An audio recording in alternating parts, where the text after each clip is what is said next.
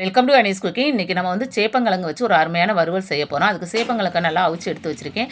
காலையில் செய்யணும்னா நைட்லேயே அவிச்சு வச்சுருங்க. மதியானம் செய்யணும்னா காலையில் வெள்ளனமே அவிச்சு வச்சுட்டு அது மாதிரி செய்கிறப்ப அந்த பிசுபிசுப்பு தன்மை இல்லாமல் நல்லாயிருக்கும் சேப்பங்கிழங்கு.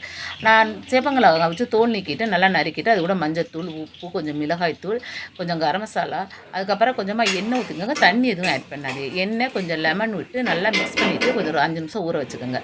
அதுக்கப்புறம் அடுப்பில் கடாய் வச்சு எண்ணெய் ஊற்றி சோம்பு, கொஞ்சம் வெங்காயம், காஞ்ச மிளகாய், இடித்த பூண்டு வச்சுருக்கேன். அதையும் இது கூட ஆட் பண்ணி இது கொஞ்சம் நேரம் வதங்கினது நம்ம வந்து மிக்ஸ் பண்ணி வச்சுருக்க அந்த சேப்பங்கிழங்கையும் இது கூட ஆட் பண்ணி நல்லா மிக்ஸ் பண்ணிக்கோங்க. மிக்ஸ் பண்ணி மூடி போட்டு கொஞ்சம் நேரம் ஹை ஃப்ளேமில் வேக விட்டுட்டு அதுக்கப்புறம் ஸ்லோ ஃப்ளேம்லேயே வச்சு நல்லா இதை வந்து நல்லா வந்து ஃப்ரை ஆகுற மாதிரி வேக வைங்க. இந்த பாருங்கள், சட்டியிலே ஒட்டாத அளவுக்கு எண்ணெயும் ஜாஸ்தி இல்லை, ஆனால் சட்டியிலே ஒட்டாமல் சூப்பராக வந்திருக்குது பாருங்கள்.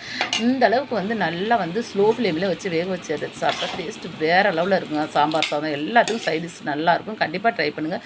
பிடிச்சிருந்தா லைக் பண்ணி சப்போர்ட் பண்ணுங்கள். தேங்க்யூ.